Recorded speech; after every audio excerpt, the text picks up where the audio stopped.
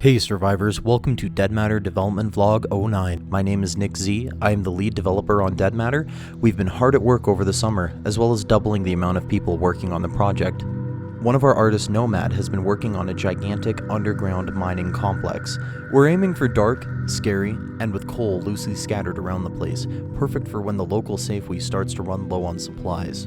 Keep in mind that these mines will be incredibly dark and that any light source would probably give you away to other players that will be in the area. You'll need to be cautious and plan your routes accordingly. Nomad has also been working on multiple methods to find your way through the mining facility. We've got some pipes that you can climb into, as well as an elevator that you'll be able to use in the future. Nomad has also created a flamethrower attachment for the C7, which will enable you to roast your enemies alive. The mine isn't fully completed yet, but we're excited to show off more of it in the future. If you have any suggestions or ideas for things that Nomad can add to the mine, feel free to comment them below, and he'll be sure to read them when the time comes. Abix is a new programmer that we've brought onto the team. It brings the total of coders that we have up to 3. He's been working on improving and breathing some life into some of the older elements in the game's codebase. He's also been adding some new things, such as an elevator system. We may require players to power these in order to use them in the future. If the stairwell is blocked, then you would have to power it in order to get into the armory of the police station, as an example. We want to experiment and make looting more interesting, make locations more interesting via simple puzzles or requiring players to gather a few supplies beforehand. If you have any suggestions on what you feel would be useful, or if you have an interesting idea, please feel free to let us know. Our new programmer has also done a lot of work on the vehicles in Dead Matter. Vehicles now have a much more refined sound design, improved physics, a proper door system that makes it harder to accidentally jump out of a vehicle that's in motion, something that we feel in a survival game is important. Passengers will also be able to shoot out of vehicles.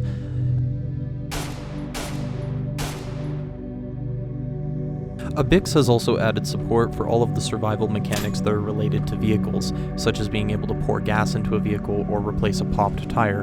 Most vehicles will require batteries, spark plugs, tires, oil. Those are all critical to getting a vehicle to run. However, there are some additional parts that you'll also need to find, such as a headlight or a tail light. Spike strips will be a major threat to those of you that plan on traveling on the major highways in the game. You should probably avoid them. Keep your eyes peeled and plan accordingly. Shirk and I have completely overhauled every single element of the sky system from the ground up. Our old sky dome was only ever partially completed. All of the sun positioning code was originally created in Blueprint by one of our former technical artists. Shirk went and took care of the art for the Sky Dome, and I took care of all of the code for it. To go with the new Sky Dome and the lighting environment, Shirk has taken some feedback from our backers and has made some modifications to some of the trees that are in the game.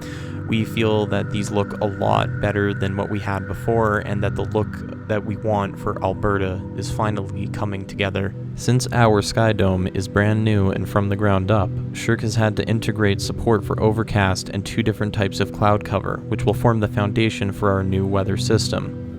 Our new sun and moon positioning code is written in C++, and I have added support for the lunar phases that will be kept in sync with the in-game date. Full moons will cast a dim directional light with very little ambient light. This means the woods at night will be a lot darker than an open field. You'll need to plan accordingly when trying to move around at night. Shirk has also taken the time to refine the colors that our vegetation blends between during the season cycle. Early fall now pops in comparison to late fall, and spring is a lot greener than it is during the summer. Please note that while the Sky Dome and foliage are mostly complete, they are still subject to further improvements and changes. Gunschlinger has been working on a large variety of new things for the game, including a vaulting and climbing system that also allows you to crawl into a small space, such as a pipe. This is the same system that you can use to free yourself from the elevator that we showed earlier in the event that it loses power. Gunschlinger has added some new animals to Dead Matter. These additions will help breathe some more life into our world, as well as give our hunting enthusiasts more animals to hunt, gut, cook, and eat. Gunschlinger has also focused on defining the behavior between different groups of animals, making it so that predatory animals will hunt down prey when they are hungry, try to flee from their attackers. Keep in mind that the animal AI is still a work in progress, and there is still plenty of more polish to come.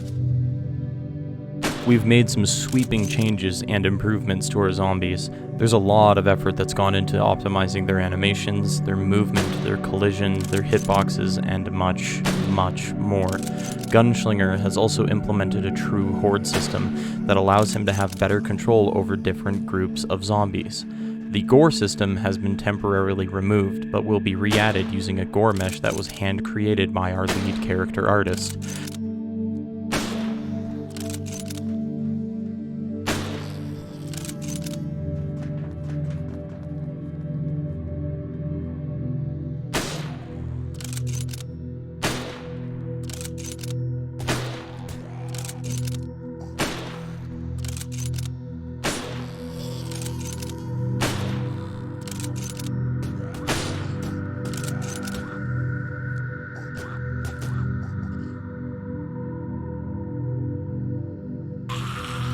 In preparation for a new wave of fire-based weaponry being added to the game, Gunslinger has made it so that zombies can now be lit on fire and properly burned to death with a fancy shader as well. You've spoken, we've listened, and we finally found a new third-person animator for all of our characters, specifically the zombies. Currently, he's been working on improving the zombie idle behavior via a new set of animations that are primarily inspired by Left 4 Dead. Our new animator has also been working on a set of animations that allow our zombies to more easily access survivors in the world by enabling them to climb onto objects. Think the old trick of jumping on a car will work in Dead Matter? Think again. Our new animator has also been working on adding vaulting and climbing animations in order to cover a wider variety of obstacles that our undead will encounter while navigating our game world. Our art team has replaced some weapon meshes that we felt were no longer up to par. We use this as an opportunity to expand all of the attachments that are available for the shotgun and for the .22 rifle.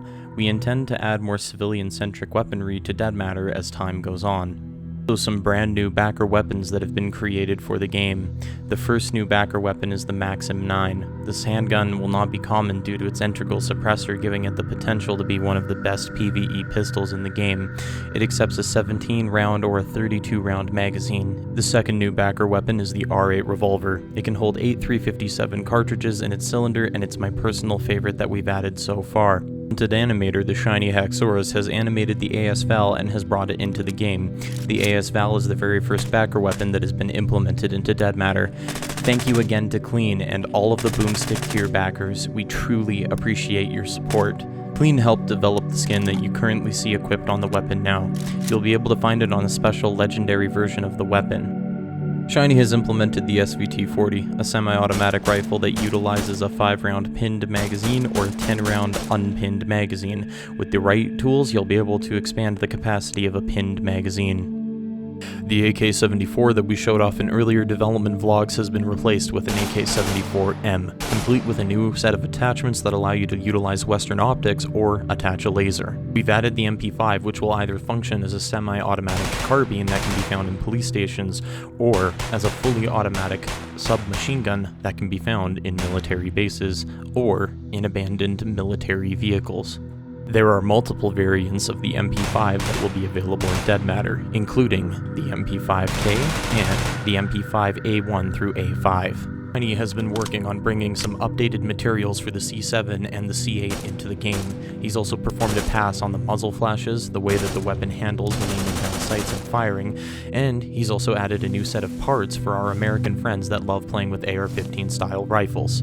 I've implemented a cheap, dynamic, global illumination solution that goes with all of the new Skydome improvements. Our solution makes a huge impact on the overall look of our test scenes as it mimics the light bouncing off of the ground and back up onto objects. I've also been working on refactoring the metagame. We can now simulate the flow of any given set of resources through our world. There's also some low-level networking optimizations that result in interactable objects sending 80% less data down the wire than before. Our saving system now utilizes MongoDB. Character data can also now be shared between servers as a result. This means that you could set up the equivalent of a private hive within Dead Matter. The footage you've been seeing is simply some of our third-person animations for leaning and peeking over cover. Some people were interested in seeing these, so we've added them to this vlog. Thanks for watching Development Vlog 09. If you're interested in further supporting Dead Matter, we've got an Indiegogo page. Every single contribution helps. We truly appreciate all of the support that our backers have come out and shown us. We really, really appreciate it from the bottom of our hearts.